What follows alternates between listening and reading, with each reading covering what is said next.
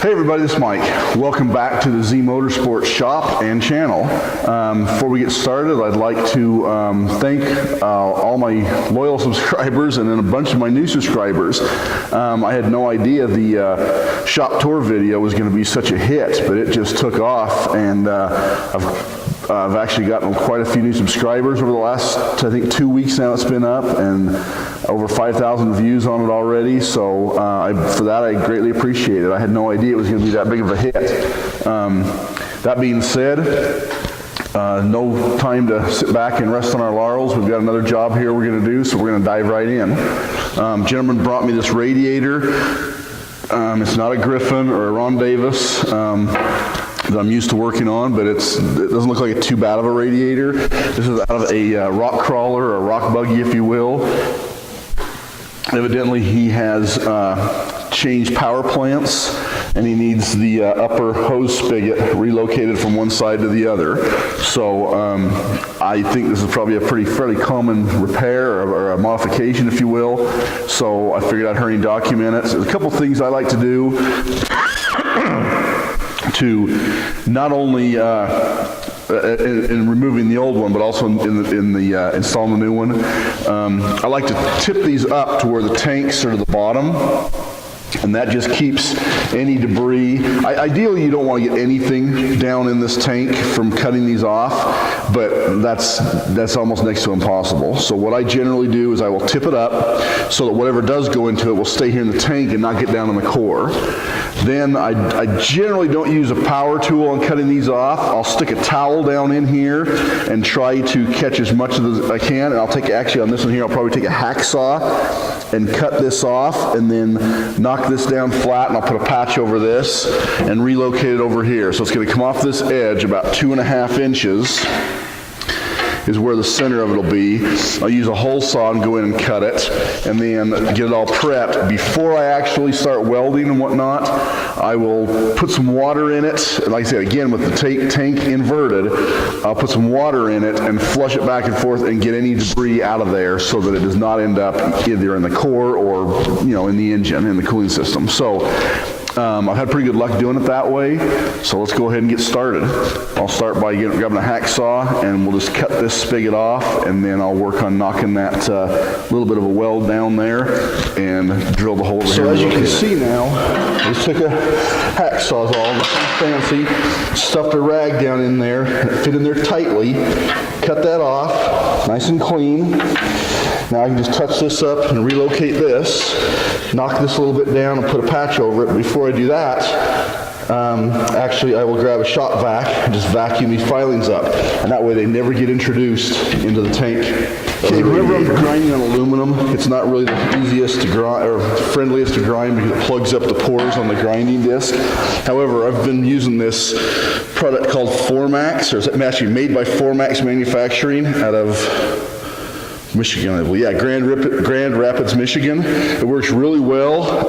Downside is you have to buy it by quantities, so I split some with some friends. But I'll just go ahead and put a little bit on my grinding discs, and it keeps them from plugging up, makes them last quite a bit longer. So I'm going to go ahead and just knock this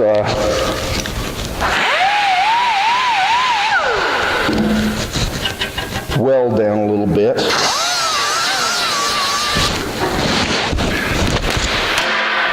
Now I can cut a piece that size and weld around that. And I'll come over here and get ready to relocate this over here.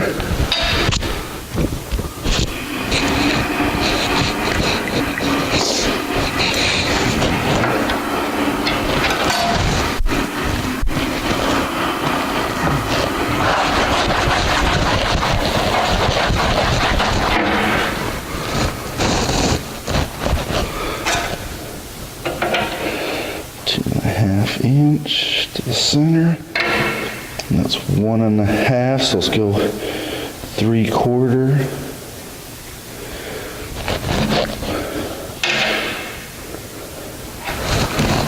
Just going to do a test fit here, the hole saw.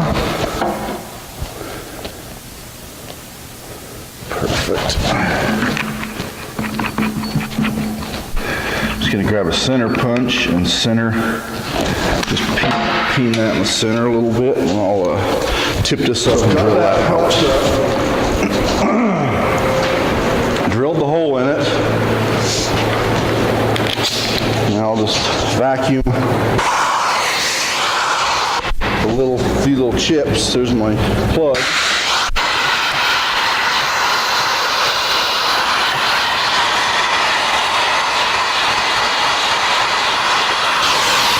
Pulled the towel out. There's hardly any shavings on that, and I just held the vacuum there as I was pulling it out, so I got all those.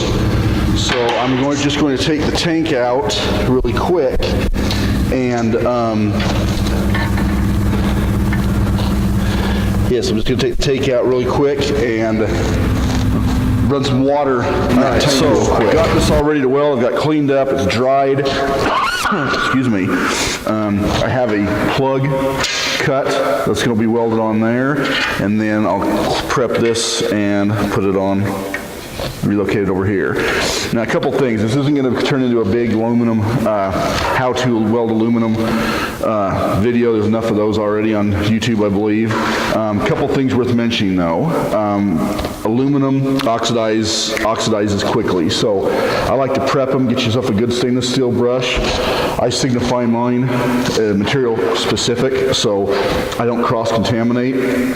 So I'll get this all sanded down, or all and everything, and wipe it down with a shot of acetone on a damp cloth, clean it all up, get ready to weld it. Then I'll move on to the other one.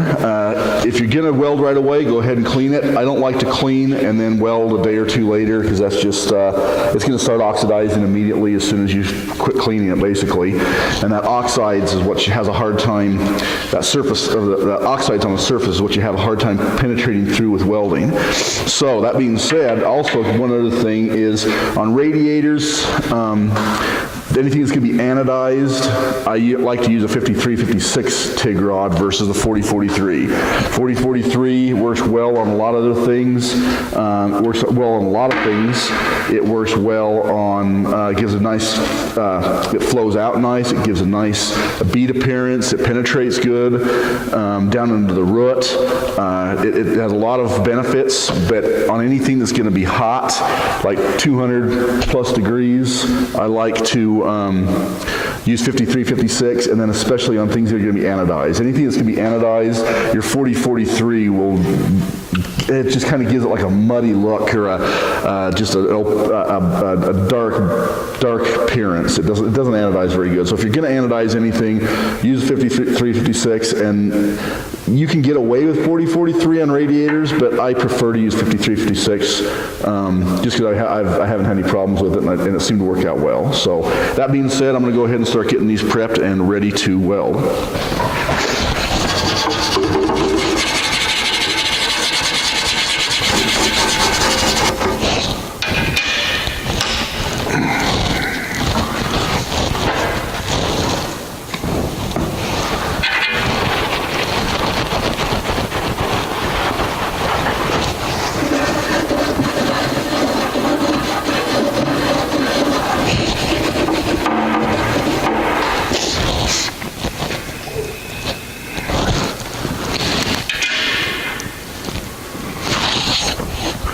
Okay, there's the cap welded on, and over here is the spigot welded on the top of the tank.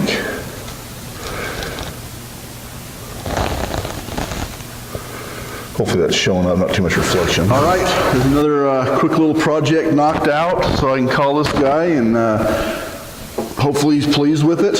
So cap welded on here turned out pretty decent, considering it's had coolant in it, and I think he said it was a few years old. He's been running it, so he had a little 4-cylinder in the rock buggy before, and then he switched over and put a 3.8 liter supercharged GM engine in it. So we relocated the spigot for him. So pressure tested it. Seems to be holding. Everything's good. Got nice. The toes wet in nice. Got a good fusion all the way around, so another job done. Thank you for watching, and if you like it, give me a thumbs up and subscribe, and more to come. Thank you.